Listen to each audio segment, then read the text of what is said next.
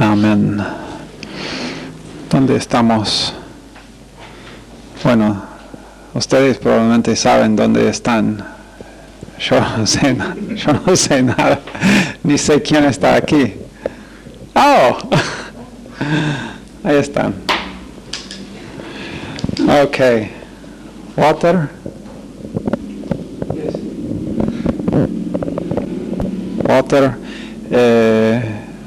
tiene que ir ahora a cumplir alguna tarea en un bar. Escuché. Quiere ir allá para identificar con algunos de sus viejos amigos y dice que va a ganarlos a Cristo. No, es una broma. Ok, dijimos que la palabra griega para espíritu era pneuma. Y esa palabra griega es masculina, femenina, neutral. ¿Ok? La palabra es neutral. En el Evangelio de Juan, capítulo 16, Juan, guiado por el Espíritu Santo, reemplazó,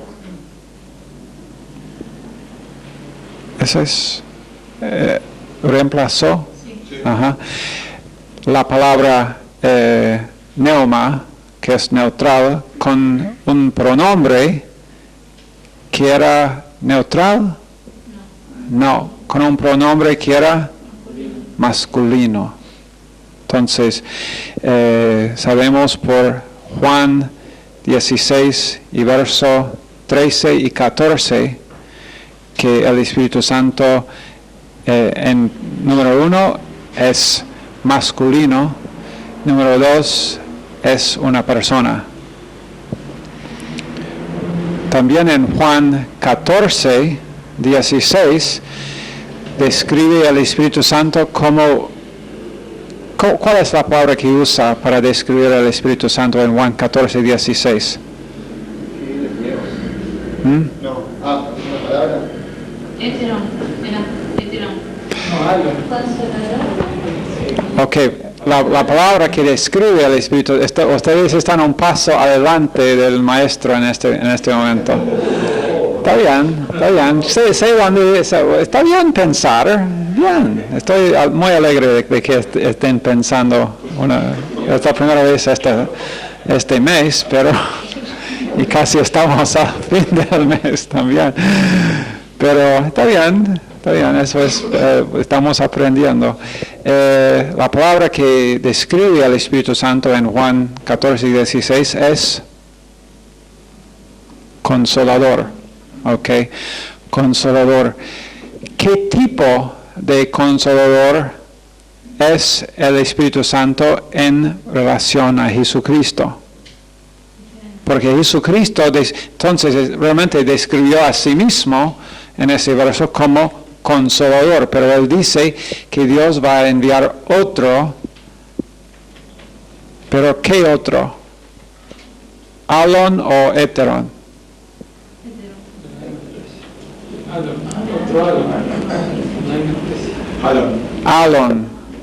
Alon significa otro de la misma especie o del mismo tipo. Ok, otro del mismo tipo. Entonces, por eso sabemos, ¿qué es que sabemos por esto? Que el Espíritu Santo es Dios. Igual Dios como Jesucristo es Dios. Ok, bien. Ahora, en Lucas 1, la verdad es que esta clase, esta noche, no va a durar mucho tiempo. Voy a darles una noche un poquito más liviana en cuanto a esta clase. En Lucas 1:35, hablando del Espíritu Santo, Dice, respondiendo el ángel, le dijo, el Espíritu Santo vendrá sobre ti y el poder del Altísimo te cubrirá con su sombra, por lo cual también el santo ser que nacerá será llamado Hijo de Dios. Esto es el ángel hablando con María y diciéndole entonces que el Espíritu Santo está involucrado con el nacimiento de Jesucristo.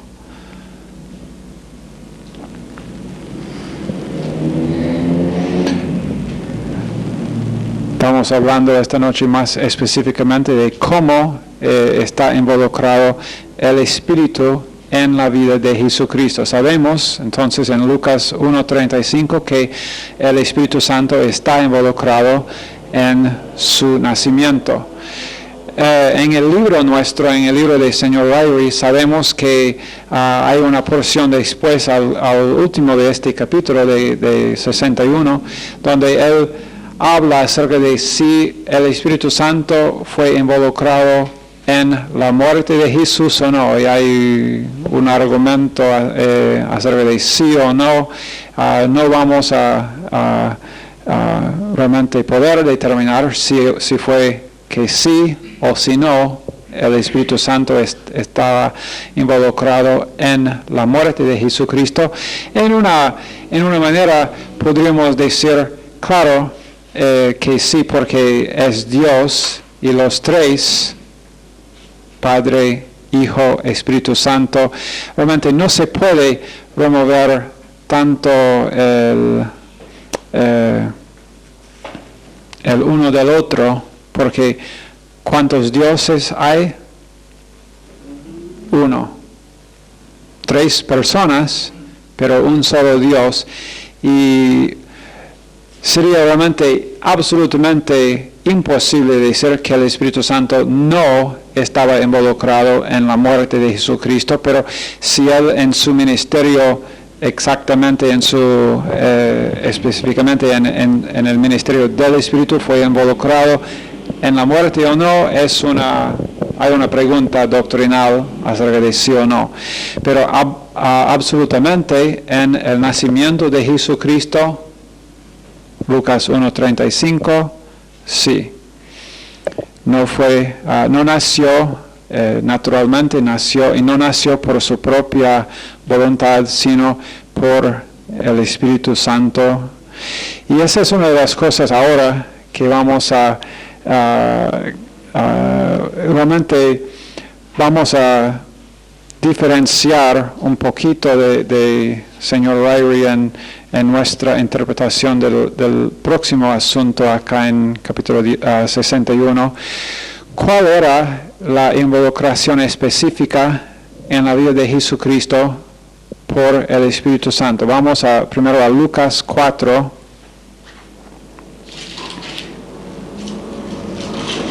Lucas 4, verso 1, dice, Jesús, lleno del Espíritu, volvió del Jordán y fue llevado por el Espíritu al desierto.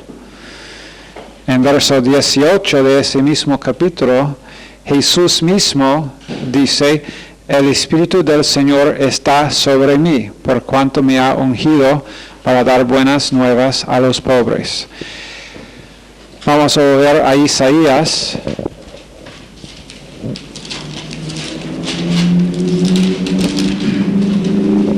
Isaías 42 para ver lo que dice las profecías acerca de Jesucristo y el ser lleno del Espíritu Santo, el Mesías. Isaías 42, versos 1 a 4. He aquí mi siervo, yo le sostendré, mi escogido en quien mi alma tiene contentamiento, he puesto sobre él mi espíritu. Él traerá justicia a las naciones, no gritará, ni alzará su voz, ni la hará oír en las calles, no quebrará la caña cascada, ni apagará el palo que humeare. Por medio de la verdad traerá justicia, no se cansará ni desmayará, hasta que establezca en la tierra justicia y las costas esperarán su ley. También en Isaías 61. Verso 1 dice, el Espíritu de Jehová, el Señor, está sobre mí, porque me ungió Jehová, me ha enviado a predicar buenas nuevas a los abatidos, a vendar a los quebrantados de corazón, a publicar libertad a los cautivos y a los presos, apertura de la cárcel. Eso es exactamente la porción que Jesús estaba citando en Lucas 4:18, pero nos dice que Jesús fue lleno. Y sabemos que el estado de ser lleno, en el caso de Jesús, era una cosa constante. Era un estado constante en su vida. No era algo que él tenía y después no, y después tenía. Él dijo, yo siempre hago lo que agrada al Padre.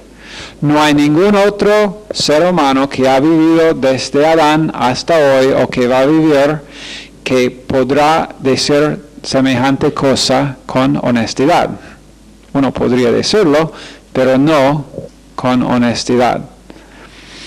Jesucristo lo dijo con honestidad y él podría haberlo dicho con el último respiro, porque él siempre hizo lo que agradó al Padre, porque él nunca pecó, ni con sus pensamientos, ni con sus labios, ni con sus acciones.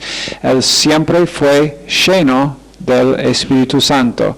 Y lo que él hizo por el poder del Espíritu Santo en él. Él no dependió de sí mismo en ninguna forma. Nosotros hemos estudiado en esta clase anteriormente el kenosis. ¿Qué significa kenosis? ¿Alguien?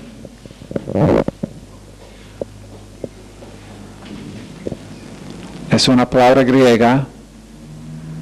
¿Dónde se encuentra kenosis? Michelle.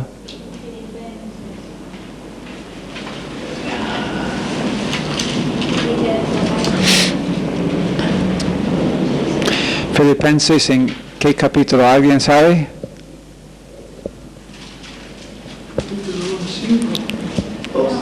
Dos. Y comenzando en verso 5, dice, haya pues en vosotros este sentir que hubo también en Cristo Jesús, el cual, siendo en forma de Dios, no estimó el ser igual a Dios como cosa a que aferrarse, sino que, aquí tenemos la palabra kenosis en el griego, sino que se despojó a sí mismo. Se despojó a sí mismo, tomando forma de siervo, hecho semejante a los hombres. La palabra kenosis, se despojó, significa que Jesús dejó de ser Dios. Significa que Jesús dejó de tener los atributos de ser Dios. Ahora no están seguros. ¿Tenía los atributos de Dios o no? Sí. ¿Era Dios? Mientras estaba en el cuerpo humano, ¿era Dios igual? Hemos dicho, la unión hipostática significa que 100% Dios, 100% hombre. El despojo, el kenosis, significa que Jesús añadió humanidad a su deidad.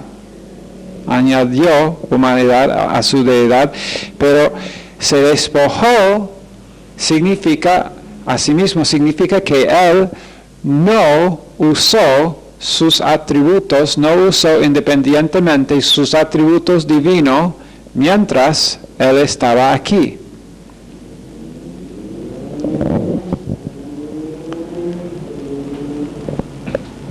Él fue tocado en cuanto a tentaciones y todo para poder identificar con nosotros, siendo siempre dependiente del Espíritu Santo, no dependiente de su propio poder, no dependiente de su propia divinidad. aunque era divino, era Dios. Y es imposible separar el hecho de la persona. No podemos separar la persona en dos. No podemos decir, bueno, pero era hombre. Sí, era el Dios hombre. Hay que intentar, por lo menos, entenderlo así como algo que es fuera de nuestra capacidad limitada de realmente entender, pero hay que verlo y hay que aceptar el hecho de que era 100% Dios y 100% hombre. Y siendo 100% hombre, Él dependió 100% del tiempo en el Espíritu Santo para hacer. Una cosa que dice señor Riley acá, voy a leer lo que él dice, y yo entiendo su argumento, pero no estoy de acuerdo. Cada uno puede decidir por sí mismo lo que es su convicción en este asunto. Él dice en página 401 de su libro, pero evidentemente algunos de los milagros del Señor fueron hechos en su propio poder de Dios hombre. La mujer con la hemorragia continua fue sanada por su propio poder. Marcos 5:30. La curación del paralítico fue sanada, que fue bajado por el techo por sus amigos, se atribuye al poder del Señor. Lucas 5:17. La sanación en masa de una multitud después de haber escogido a los discípulos resultó de su propio poder. 6:19 también de Lucas. Aquellos que llegaron a arrestarlo en el huerto de Getsemaní fueron derribados hacia atrás momentáneamente por la demostración del poder de su propia deidad cuando él dijo yo soy, en Juan 18:6, aunque realmente ahí eso no demuestra que Jesús hizo algo, simplemente dijo quién era y ellos cayeron atrás. No dijo que Jesús les hizo caer atrás. Pero algunos dirían, dice el señor Riley, que estos milagros fueron atribuidos a Cristo, pero realmente efectuados por el poder del Espíritu que estaba dentro de él. Yo soy uno de estos, de los que él está hablando acá, que dice algunos. Yo soy uno de esos algunos. Yo diría que estos milagros fueron atribuidos porque yo creo que lo que dice acá en Filipenses 2, y la verdad es que cuando estudiamos la palabra kenosis, habíamos leído que el señor Riley no quiere ir demasiado lejos para decir que Jesús nunca funcionó independientemente en su deidad. Él dice que a veces él sí lo hizo. Yo creo que él nunca lo hizo. Yo creo que para ser más de acuerdo con la gramática del griego acá en Filipenses 2, tendría que, y también en otras porciones, cuando habla del hecho de que Jesús fue tentado y él dijo, yo en Juan, no me acuerdo exactamente, pero yo no dependo de mí mismo, sino del Espíritu para hacer lo que hago, significa que eso fue su actitud constante. La razón por la cual quiero dar énfasis a ese punto es por lo siguiente: si Jesucristo funcionó en su deidad, todavía, si él a veces funcionó en su propia deidad, en su poder de Dios, todavía puede ser nuestro Salvador. Eso no afecta la doctrina de salvación en ningún punto. La diferencia que digamos que tengo yo con señor Riley acá no afecta esa doctrina en lo más mínimo.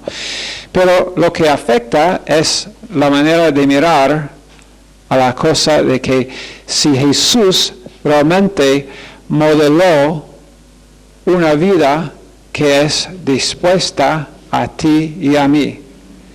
Yo creo que la forma mía de mirar esto y la forma la verdad de la Iglesia Mayor Gracia también es la convicción que yo he oído de Pastor Stevens y de otros en el ministerio, es que Jesús nunca funcionó en su propio poder. ¿Por qué? Porque si lo hizo, entonces la verdad es que el libro de 1 Juan, todo el libro de 1 Juan, el asunto es que Jesucristo mismo es esa vida, que nosotros tenemos también acceso a esa misma vida que vivió Jesús. Y si Jesús vivió una vida siempre dependiente del Espíritu Santo, que nosotros entonces también tenemos acceso a una vida dependiente del Espíritu Santo, y nosotros podemos,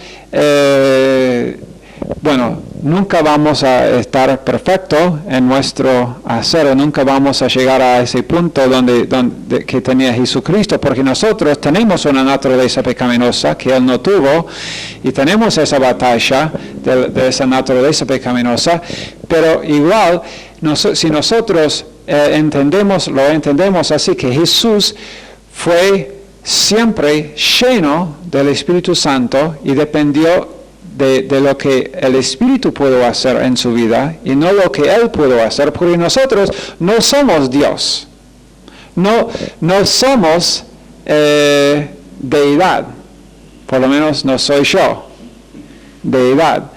Y entonces, la vida que Jesús modeló y manifestó no es algo que realmente yo podría identificar con esa vida, si Él usó su deidad. Aun si una sola vez, si Él usó su deidad, la vida que Jesús tenía acceso, a la cual Jesús tenía acceso, no es la misma vida a la cual tengo yo. Porque no soy una de las tres personas de la deidad de Dios, no soy Dios. Y entonces creo que para mí esa doctrina es lo suficientemente importante como para separarme de lo que dice el señor Ryrie. Creo que lo que él dice acá está equivocado, porque él termina por decir, aunque él dice, él admite allá en esa página acerca de, dijimos, algunos dirían que estos milagros fueron atribuidos a Cristo, pero realmente efectuados por el poder del Espíritu que estaba dentro de Él, mientras que esto pudiera ser cierto. Él admite que esto podría ser, pero después Él dice, pero no lo creo yo. Bueno, entonces tenemos esa, puede o abrir o cerrar esa puerta. Una de las dos cosas. Thank you.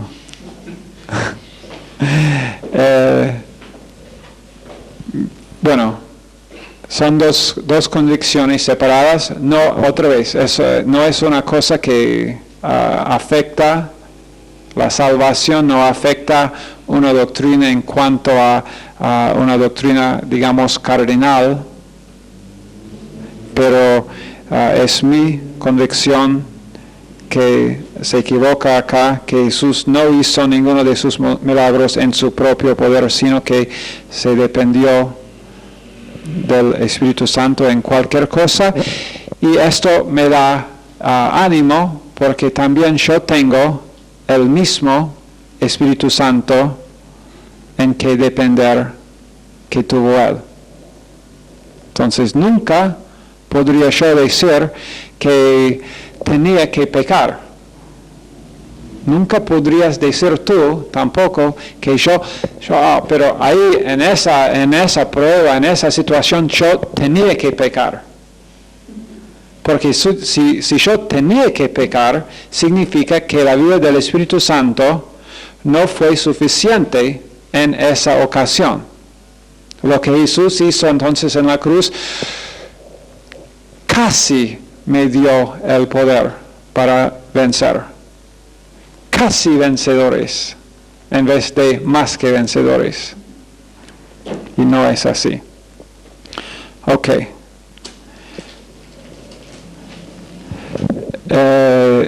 El ministerio del Espíritu Santo en la vida de Jesucristo. Jesucristo tenía 3 oficios. ¿Cuáles son los 3 oficios de Jesucristo? Sacerdote, profeta y rey. ¿Cuál de los oficios está relacionado con el ministerio del Espíritu Santo a él y en su vida? Profeta. Lucas 4, el verso que ya leímos, cuando él declaró en Lucas 4:18 que voy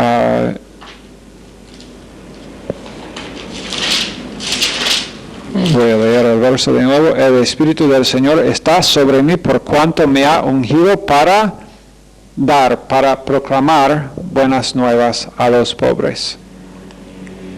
Okay. El Espíritu o el ministerio del Espíritu Santo en la vida de Jesús está relacionado al oficio del profeta. Ok, ahora algo que está bastante mal entendido, y la única otra cosa de que vamos a hablar hoy en la clase es la blasfemia del Espíritu Santo.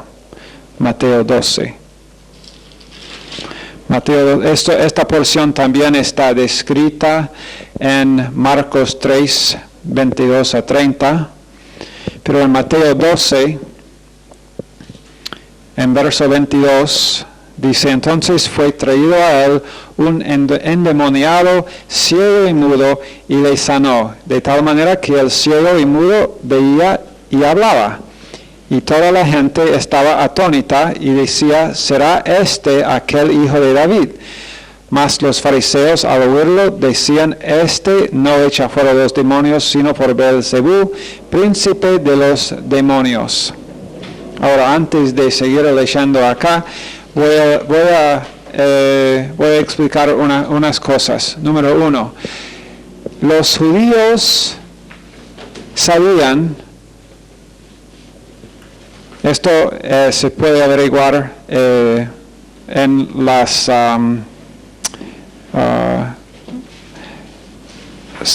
en otros libros, no la Biblia, en cuanto a las creencias de los rabinos, ¿no?, del Antiguo Testamento. El Mesías iba a poder hacer 3 milagros. Bueno, más él hizo, pero iba por lo menos a hacer 3 milagros específicos. Número 1 era sanar a un leproso,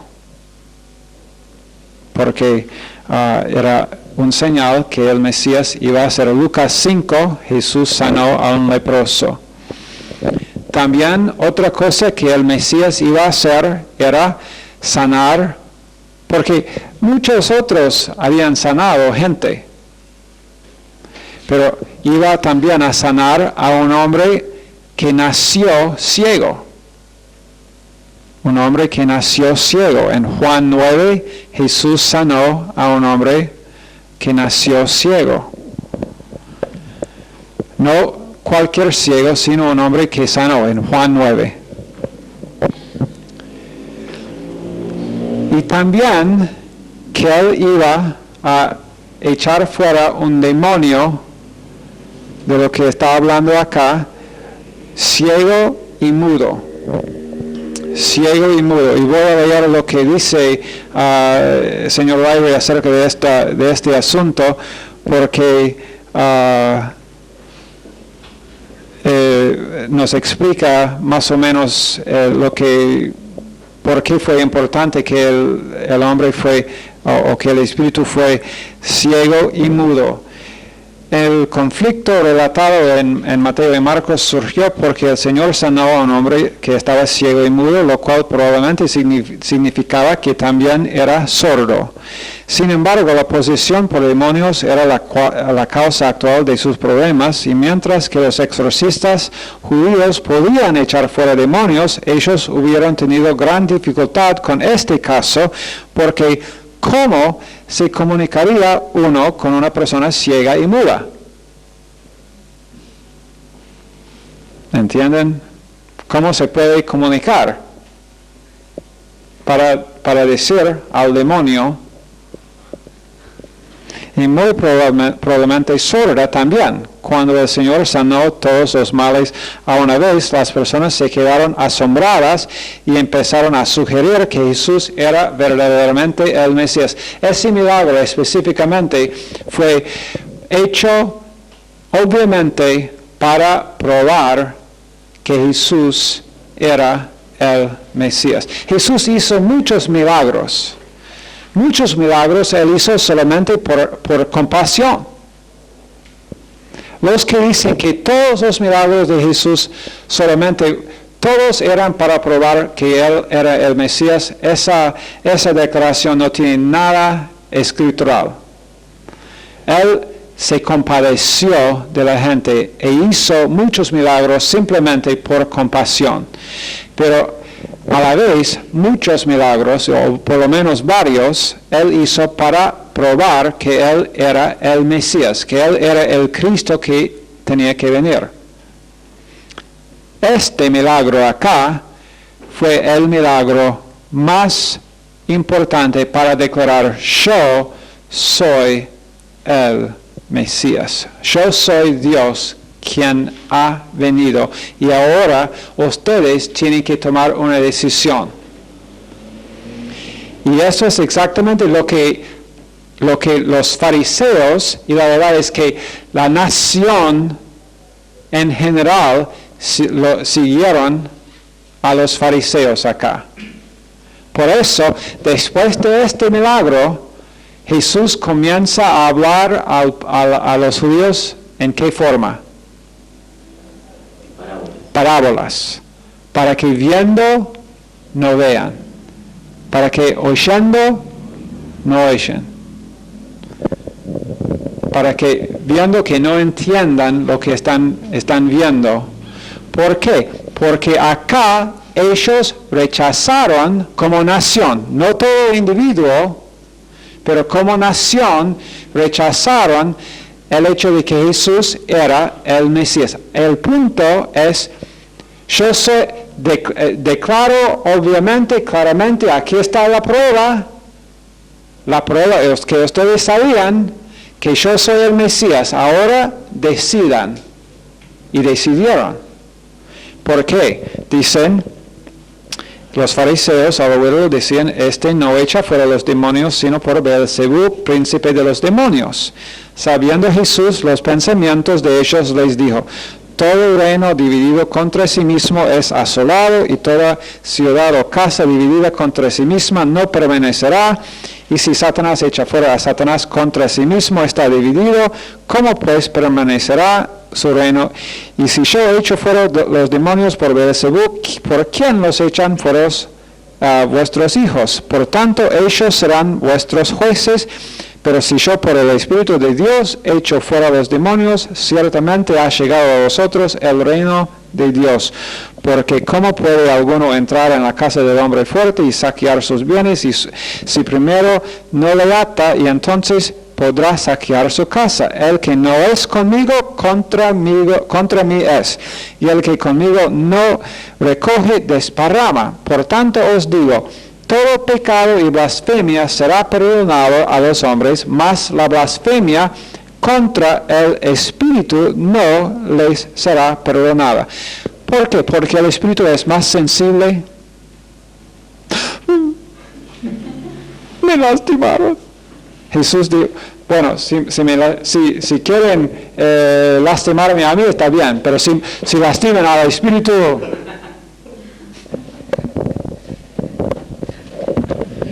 No puedes tocarme a mí, pero no toquen a mi hermano menor. No es esto. No es esto. Esto no es el punto acá. No es el punto que el Espíritu Santo es más sensible ahí, más puede ser ofendido. No, el punto es que ellos rechazaron al Mesías. Y rechazando el Mesías, pueden ser salvos.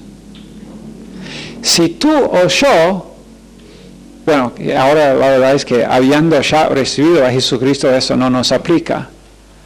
Un creyente no puede cometer este pecado, porque este pecado, igualmente, actualmente y factualmente, uno hoy en día no puede, nadie puede cometer este pecado, ni los no salvos, porque Jesús no está aquí y ahora presente, declarando con el milagro, yo soy el Mesías. Este pecado fue solamente posible por las personas presentes, vivos, en el momento cuando Jesucristo estaba en la tierra y cuando Él hizo los milagros para declarar, yo soy el Mesías, ahora decidan. Y ellos atribuyeron los milagros de Jesucristo al diablo. Ahora, realmente, aún los no salvos no pueden atribuir los milagros de Jesucristo cuando Él está aquí andando, porque Él no está acá. Lo más cerca a este pecado hoy es una persona que rechaza por toda su vida el Evangelio y sigue aún cuando muere, sigue aún diciendo no voy a aceptar a Jesucristo, no voy a recibir el don de la salvación, no, rechazo esto, para mí cualquier cosa que Jesús hizo no fue suficiente.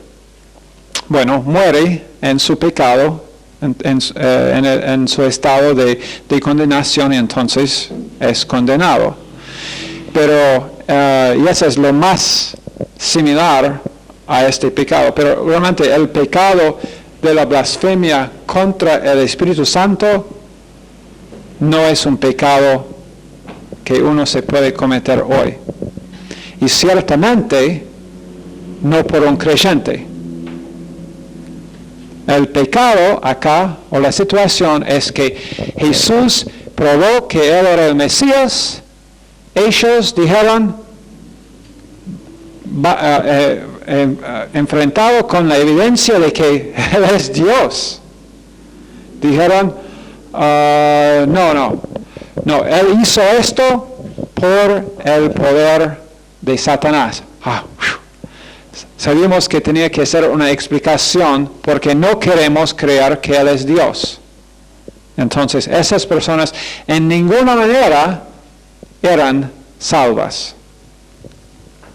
Nunca, no es que eran que habían creído y después decidieron esto y no fueron salvos, no.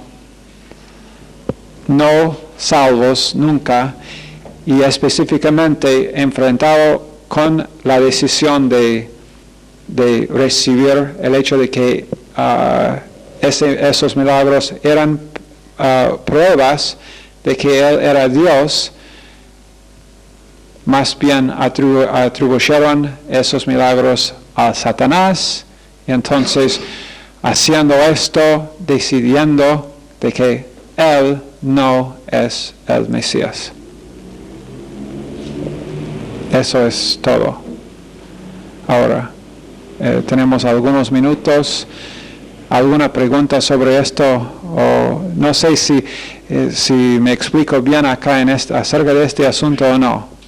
No quiero que queden algunas dudas sobre lo que pasó acá. O sea, el pecado de la blasfemia fue cometido específicamente en por esas personas en esa ocasión.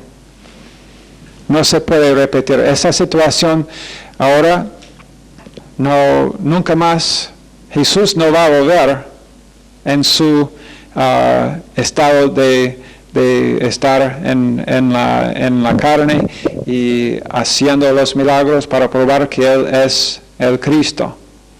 Él ya lo hizo. Uno podría, y yo he escuchado también el argumento de que, bueno, existe hoy en día, y yo entiendo, y no diría que es tan fuera de lugar el argumento de que, bueno, es similar a una persona no salva que dice, bueno, igual, veo que cuando tú me explicas toda la evidencia de lo que la Biblia, de que la Biblia es la verdad, toda la evidencia de la resurrección, de los milagros de Jesucristo, pero no lo creo y pienso que Él lo hizo por el poder del diablo. Aunque la verdad es que nunca he escuchado a alguien hoy aún atribuir, he escuchado a personas decir que, bueno, simplemente no creo que esas cosas sucedieron, pero eso es lo más similar hoy. Pero igual, el final de esas personas es el infierno. Aún tanto ellos acá como los que rechazan a Jesucristo por toda su vida hoy. Pero una persona que hoy dice, bueno, yo creo que, digamos, hay uno no salvo que dice, pero posiblemente él hizo esos milagros por el poder de Satanás. No hay ninguna evidencia de que esa persona no puede cambiar su mente. Si fuera posible hoy, si decimos que este pecado acá se repite hoy, y una persona ahora que dice, bueno, no estoy seguro, tal vez ellos tenían razón,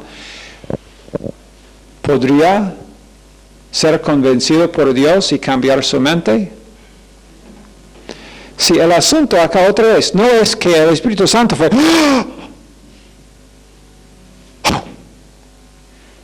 pero mira, se han arrepentido. Oh, no quiero oírlo. No oigo nada. Ok, eso, entonces, quiero que esté claro que esto no, es una posición no bíblica. Ya. Una de las cosas que estuve pensando entre lo que decía, eso sé que no tiene importancia, ¿no? Pero por ejemplo, el Señor, no, porque usted lo dijo, el Señor nunca diga para comenzar una declaración, nunca diga eso no tiene importancia. Si quieres que yo escuche, por lo menos.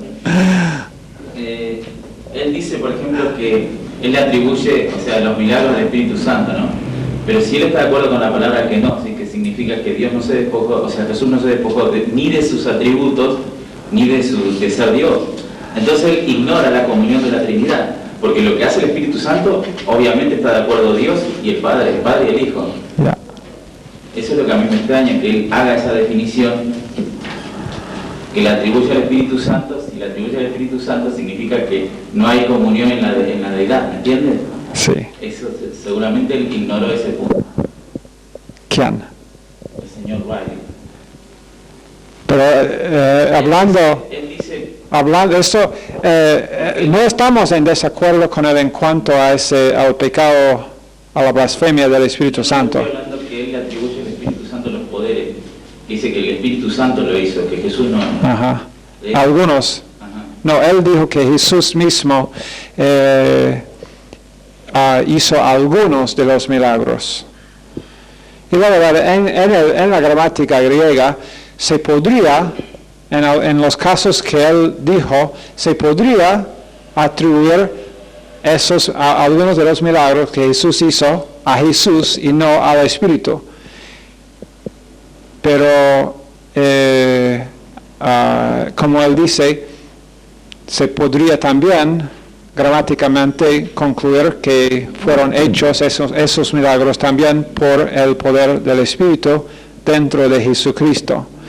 Y esa es una, más bien, tu punto de vista acerca de si la vida que Jesús vivió, si Él nunca actuó en su divinidad o no, determina, no es un punto donde yo podría decir, yo sé que estoy correcto y que Él está equivocado. No estoy seguro. Es mi convicción. Lo que yo compartí fue mi convicción. Pero Él podría tener razón acá. Hay algunas cosas. Uno que es estudiante en serio de la Biblia tendrá que vivir con algunas incertezas. Lo más que uno estudia la palabra de Dios, no significa que vamos a saber cada detalle y decir, bueno, yo tengo razón y Él está equivocado.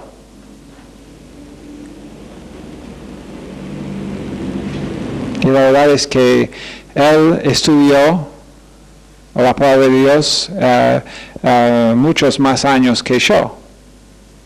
Pero eso no significa que tiene que tener razón tampoco. Dios es más grande que nosotros, eso es el punto. Estamos intentando conocerlo más y más y más. Y yo nunca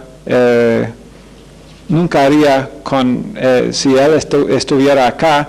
Yo entendí que Él iba a venir a la Argentina en abril. En algún momento, pero si yo fuera al lugar donde él estaba, yo no me levantaría, señor Riley, señor, no estoy de acuerdo contigo acá en página 402 de Teología Básica.